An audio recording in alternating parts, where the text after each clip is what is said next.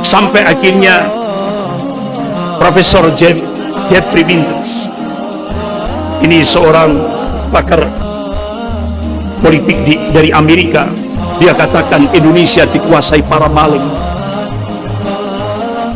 Ada demokrasi tapi seperti tanpa hukum. Demokrasinya tumbuh tapi hukumnya tunduk di bawah kendali uang dan jabatan. Boneka, bila sebuah negeri dipimpin seorang yang bodoh, maka para kaum munafik dan penjilat akan berpesta pora. Tunggu saja kehancurannya, karena boneka itu tidak bisa berbuat apa-apa.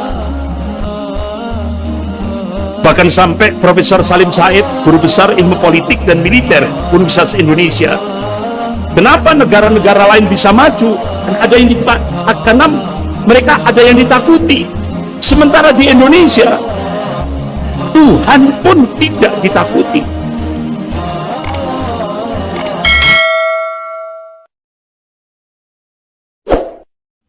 Bapak-bapak, ibu-ibu yang dirahmati Allah. Kenapa kita lihat di Indonesia, ketika Indonesia sekarang dicengkram oleh dua negara adidaya, Cina dan Amerika, apa yang kita saksikan?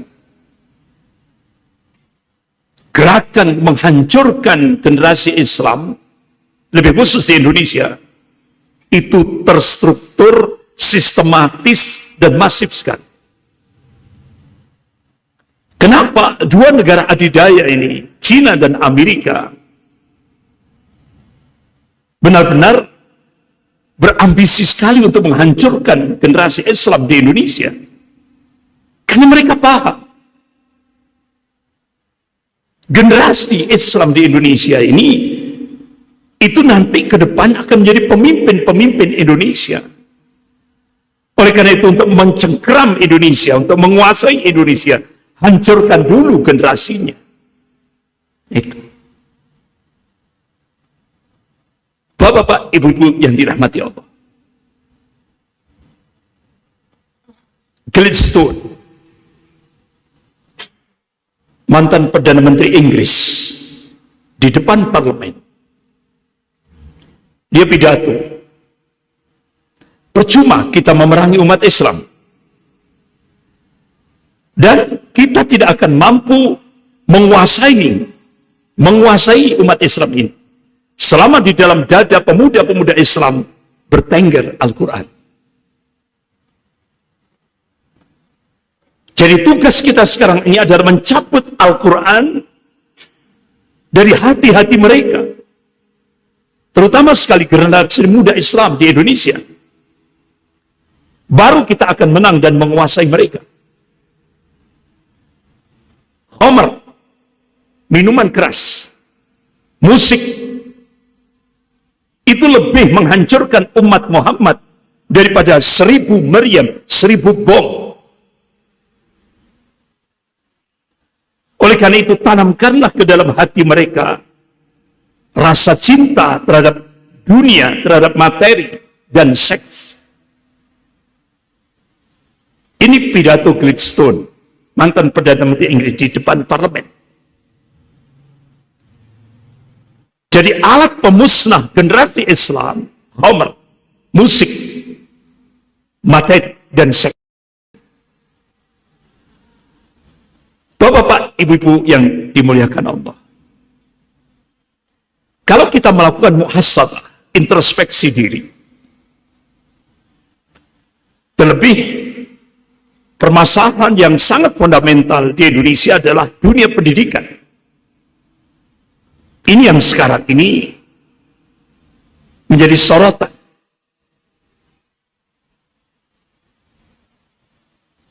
Apalagi yang kita saksikan, begitu Indonesia berubah kiblat ke Cina, otomatis tidak ada istilah Cina itu makan siang gratis, tidak ada istilah. Ada take and give. Ya. Apa syarat Cina memberikan bantuan hutang ke Indonesia? Syaratnya agama harus dipinggirkan dan kehidupan berbangsa dan bernegara. Bahkan ada sebuah nota diplomatik dengan kode referensi Beijing 1448. Isinya apa? Kementerian Luar Negeri Cina dan Kementerian Luar Negeri Amerika sepakat melakukan akselerasi, percepatan, ingin menjadikan Indonesia menjadi sebuah negara sekuler. Artinya apa? Agama harus dipinggirkan dalam hidup dan kehidupan ini. Sehingga akhirnya gayung bersambut. Menteri Pendidikan dan Kebudayaan Pak Nadiem Makarim meluncing roadmap pendidikan nasional 2020-2035. Agama sudah dihapus. Sehingga dua ormas besar di Indonesia, Muhammadiyah dan Majelis Ulama Indonesia Pusat, bertanya kepada Mendikbud, apakah generasi Indonesia 15 tahun ke depan akan dijadikan generasi ateis, anti Tuhan, anti agama? Tidak ada jawaban. Selang beberapa saat muncul peraturan pemerintah tentang standar pendidikan nasional. Sudah tidak ada lagi mata pelajaran Pancasila dan mata pelajaran bahasa Indonesia.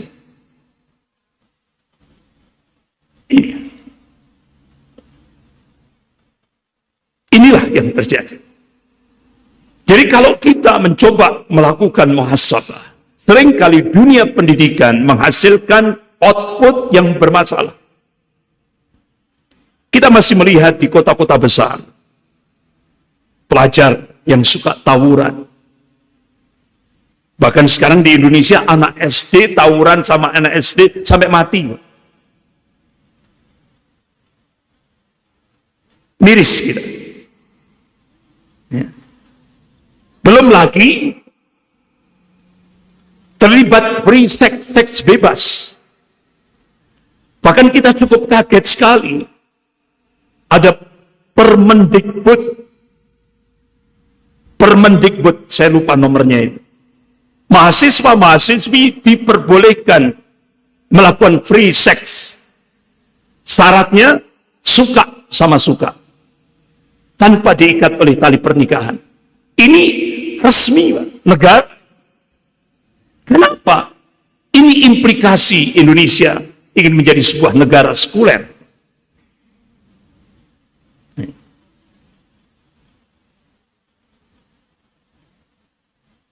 Bapak-bapak, ibu-ibu yang dirahmati Allah. Belum lagi berapa banyak kita saksikan problem narkoba, pecandu narkoba. Sekarang pecandu narkoba di Indonesia itu sudah sampai tingkat SMP.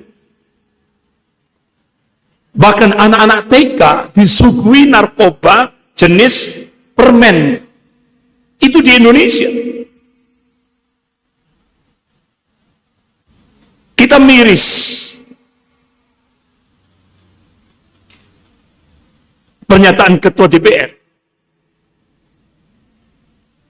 Kalangan intelijen menyatakan 600 ton narkoba dalam bentuk sabu-sabu dari Cina masuk ke Indonesia. 600 ton untuk merusak generasi Indonesia ini. Bahkan 200 badan nasional tentang narkotika. Ini 250 ton sabu dari Cina itu sudah beredar di Indonesia. 250 ton. Untuk merusak generasi Indonesia. Tapi masalah ini hilang di masyarakat kita. Media benar-benar tertutup, bahkan di yang paling banyak kita baca radikal, teroris dan sebagainya. Tapi masalah yang sangat fundamental, yaitu gerakan merusak generasi Indonesia, ini terpinggirkan. Padahal ini masalah yang sangat berbahaya bagi Indonesia ke depan. 250 ton.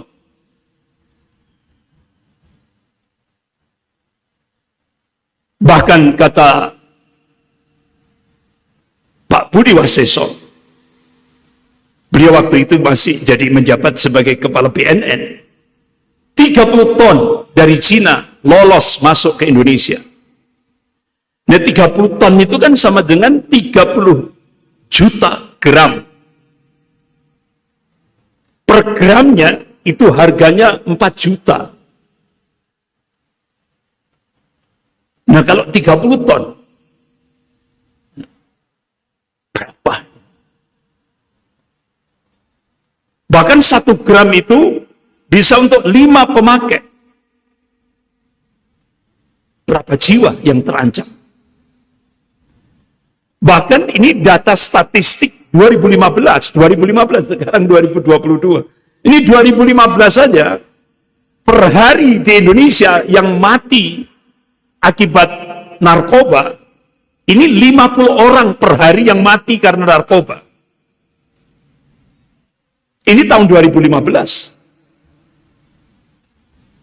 Bahkan tahun 2015, angka transaksi narkoba di Indonesia itu 65,6 triliun. Bapak-bapak, ibu yang dirahmati Allah.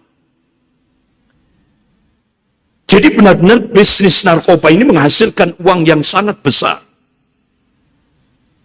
Menggiurkan banyak pihak.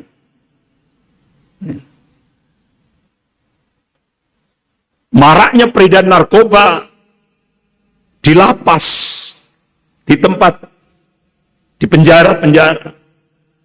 Bahkan bandar dapat beroperasi dari dalam penjara.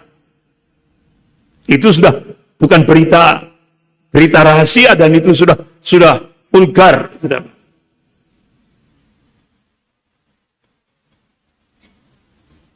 Jadi peredaran narkoba ini sudah sampai merambah ke desa-desa.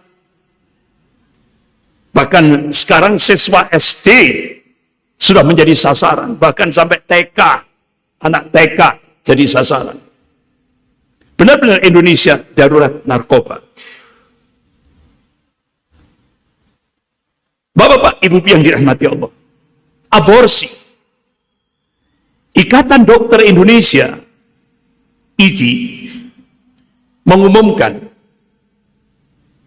data aborsi di Indonesia per tahun itu sudah hampir 3 juta. Itu yang terdata. Belum yang lewat dukun bayi. Ya.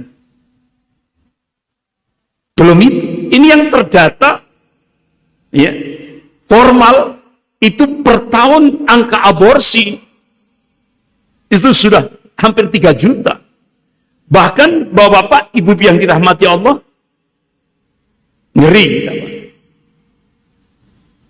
Sampai di medsos, kita lihat anak SMP melahirkan di sekolahannya. Anak SMP di Indonesia ini. Belum lagi krisis moral.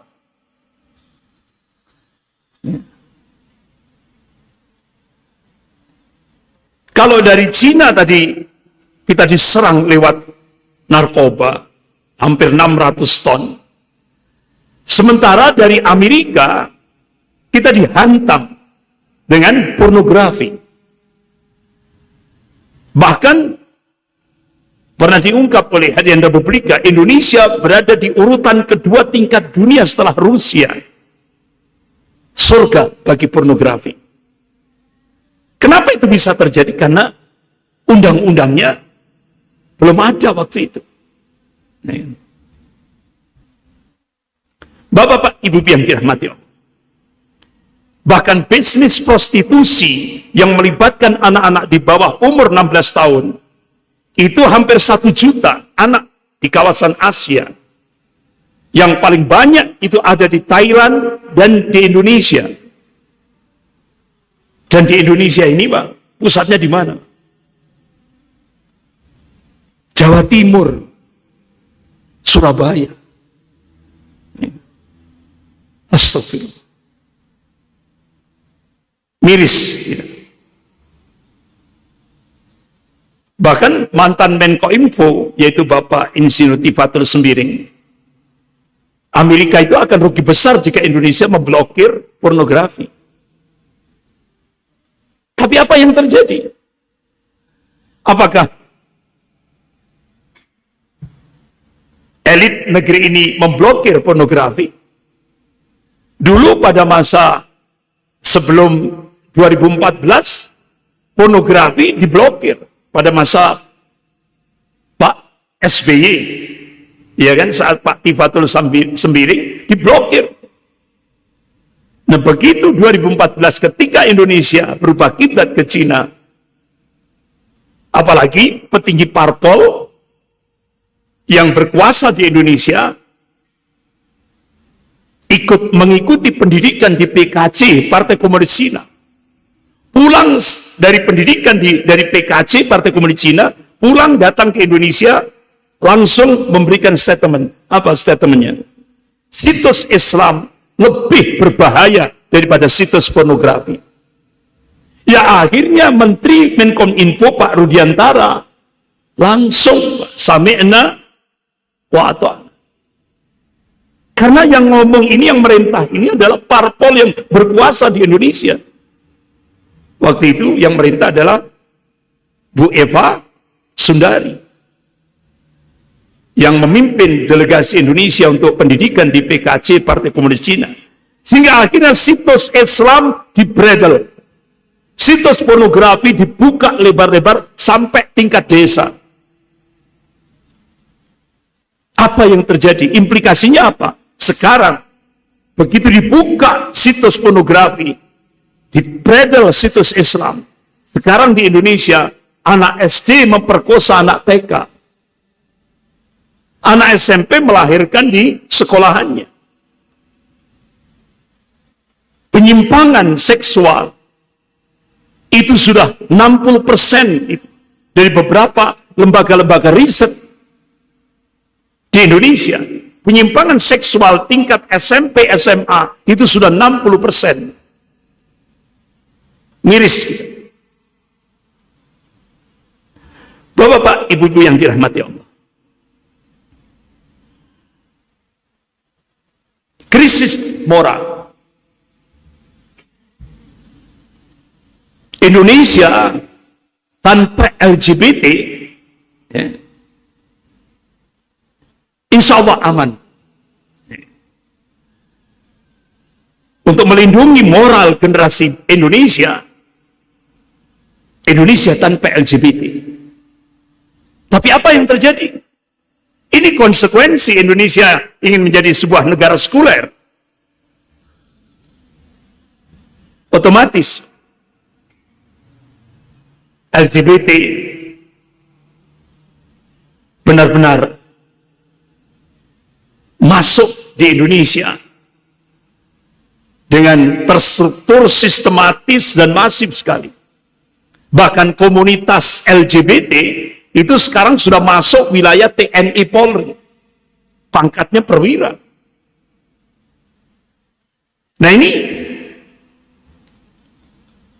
Profesor Dr. Siti Musdah Mulia, Guru Besar IAIN Syarif Hidayatullah Jakarta. Beliau staf Menteri Agama. Pada masa Menteri Agamanya Profesor Said Agil Munawar. Dia katakan, ketika ada seminar internasional di Hotel Niko, Jakarta, homoseksual dan homoseksualitas adalah alami dan diciptakan Tuhan, karena itu dihalalkan dalam Islam. Coba. Ini guru besar IAIN Syarif Hidayatullah Jakarta dan staf Menteri Agama. Akhirnya otomatis langsung Menteri Luar Negeri Amerika Condoleezza Rice memberikan hadiah. Langsung diundang dalam sebuah acara seremonial di Departemen Luar Negeri Amerika. Ya otomatis Menteri Luar Negeri Amerika Condoleezza Rice Jazakillah khair. Anda telah menghancurkan agama Anda dengan menghalalkan homoseksual. Ya. Bapak-bapak, ibu-ibu yang dirahmati Allah. Akhirnya tidak hanya Amerika. Profesor Dr. Siti Musdah Mulia setelah diundang di Departemen Luar Negeri Amerika Serikat oleh Menteri Luar Negeri Amerika Serikat Condoleezza Rice, kemudian diundang lagi ke Italia. Profesor Dr. Siti Musdah Mulia mendapatkan pujian dari Barat sebagai Woman of the Year tahun 2019 waktu itu. Bahkan saya dapat info Departemen Luar Negeri Amerika Serikat memberi hadiah kepada Profesor Dr. Siti Musdah Mulia yang telah menghalalkan homo, pernikahan sejenis laki sama laki. Itu ternyata hadiah dari Amerika kalau dihitung rupiah itu kurang lebih 6 miliar dapat fulus. Bahkan di Italia dia dijadikan sebagai Woman of the Year ya. Tahun 2019. Otomatis mahasiswinya, dosennya seperti ini, otomatis mahasiswinya ngikut. Akhirnya mahasiswanya bikin jurnal ilmiah. Izin terbitnya Dekan Fakultas Syariah IAIN Wali Songo Semarang. Judul jurnal ilmiahnya Indahnya Kawin Sesama Jenis. Jadi kalau ada orang istrinya itu perempuan, itu primitif katanya. Orang primitif itu orang pedalaman. Ya. Jadi kalau orang modern itu istrinya laki. Laki nikah sama laki. Ini. Jadi dalam jurnal ilmiah itu dia sampai mengatakan pengharaman nikah sejenis itu kebodohan umat Islam generasi sekarang. Jadi kita itu dibodoh-bodohkan. Kalau ada pernikahan laki sama laki, kita tidak mendukung, itu bodoh sekali kan. Astagfirullah. Zaman edan sudah. Nek ora edan, ora keduman. Ini mahasiswa agama dirusak fikrah pemikirannya. Bapak-bapak ibu yang dirahmati Allah. Jadi yang ditiru itu Yahudi. Ini uskup itu kan di bawah paus. Ya. Jadi ini uskup ini di bawah paus tingkatannya. Ini istrinya ini. Jadi istrinya laki. Ini uskup. Ini istrinya, bukan yang ini, bukan. Ini istrinya.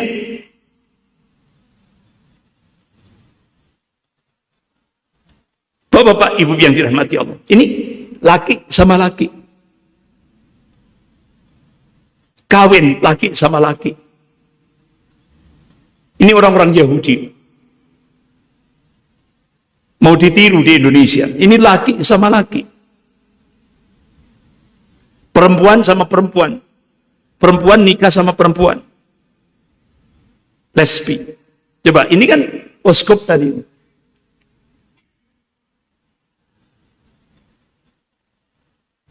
Jadi di bawah paus. Istrinya laki. Dan ini yang model-model seperti ini yang akan disosialisasikan di Indonesia.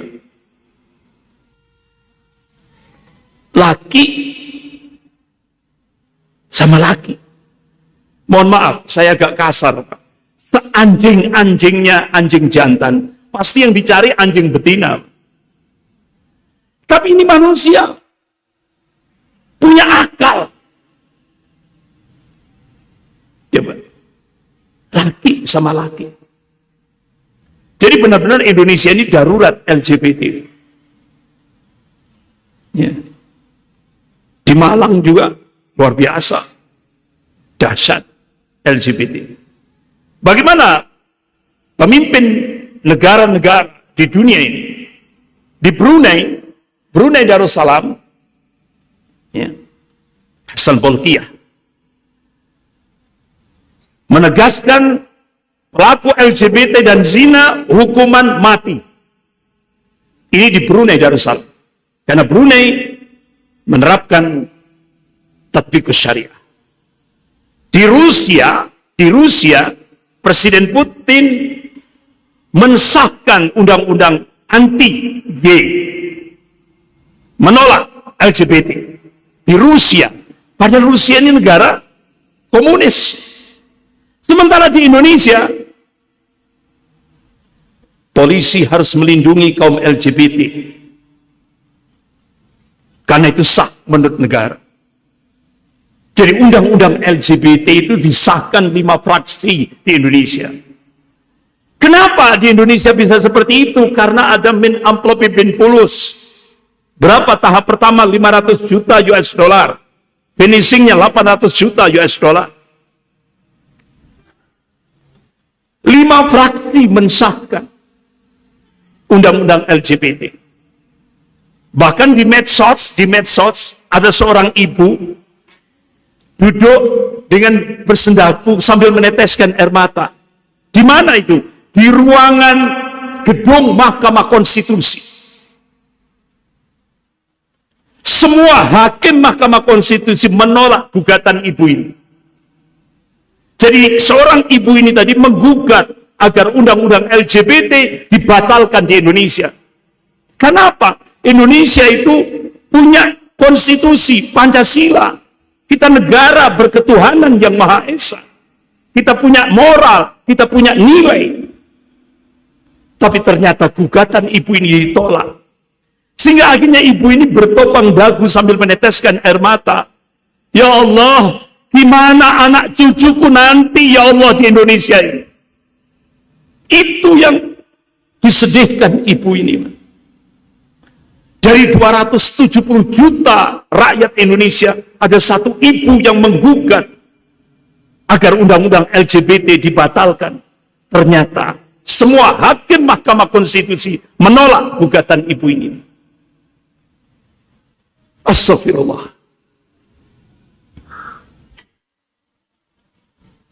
Bapak-bapak, ibu-ibu yang dirahmati Allah. Ini krisis moral. Belum lagi korupsi. Bahkan Indonesia disejajarkan dengan Kenya. Negara Kenya itu negara paling miskin di Afrika. Tentang tingkat korupsinya. Sampai akhirnya Profesor Jeffrey Winters, ini seorang pakar politik dari Amerika, dia katakan Indonesia dikuasai para maling. Ada demokrasi tapi seperti tanpa hukum. Demokrasinya tumbuh tapi hukumnya tunduk di bawah kendali uang dan jabatan. Boneka, bila sebuah negeri dipimpin seorang yang bodoh, maka para kaum munafik dan penjilat akan berpesta pora. Tunggu saja kehancurannya, karena boneka itu tidak bisa berbuat apa-apa. Bahkan sampai Profesor Salim Said, guru besar ilmu politik dan militer Universitas Indonesia.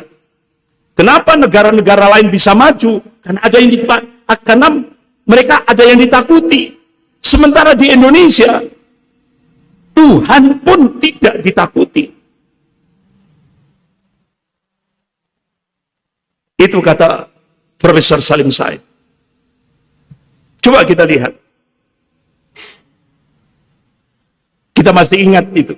Bagaimana korupsi KPU, KPK, Pertamina, BPJS, Asabri, Jiwasraya, Bumi Putra, Garuda, Inalum, Migas, PTPN, Pelindung.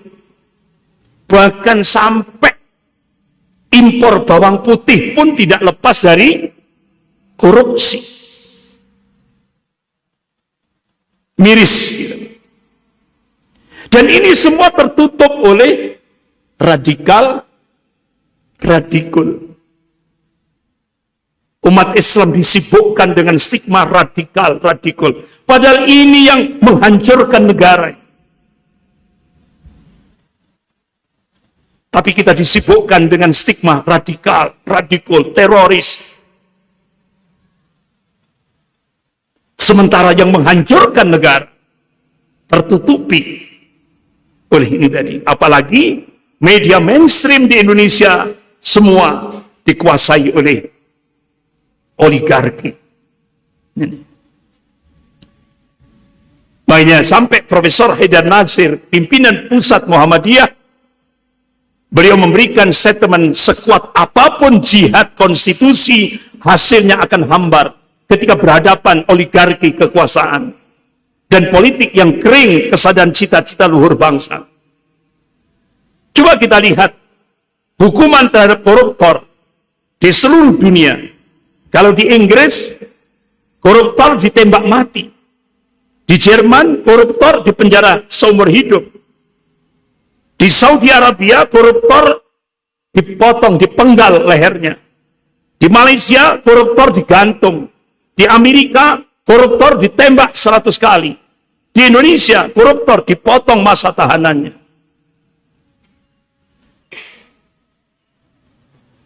Sehingga akhirnya kena remisi. Bebas. Bahkan koruptor 16 triliun di Indonesia bisa bebas.